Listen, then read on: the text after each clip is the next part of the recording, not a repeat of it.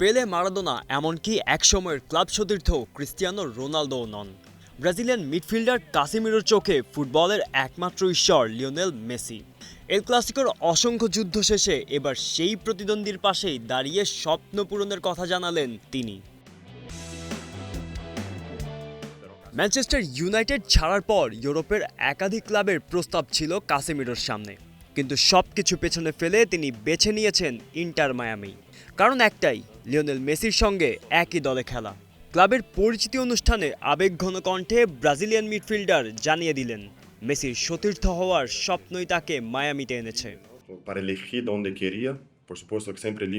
Italy এবং আরও অনেক জায়গায় আমার কাছে অনেক পছন্দ ছিল, তবে এটাই সেই জায়গা যেখানে আমি সত্যি যেতে চেয়েছিলাম। এতে কোনো সন্দেহ নেই, আমি কেবল সর্বকালের সেরা খেলোয়াড়ের সঙ্গে খেলতেই এসেছি।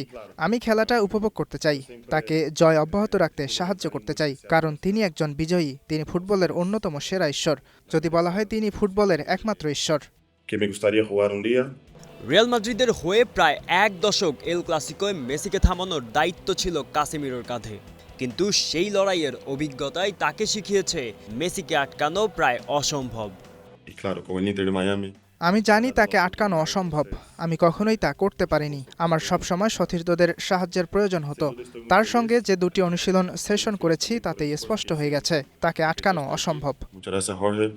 যে মেসিকে একসময় থামানোর মিশনে নামতেন, এবার তার সঙ্গেই লড়বেন একই জার্সিতে।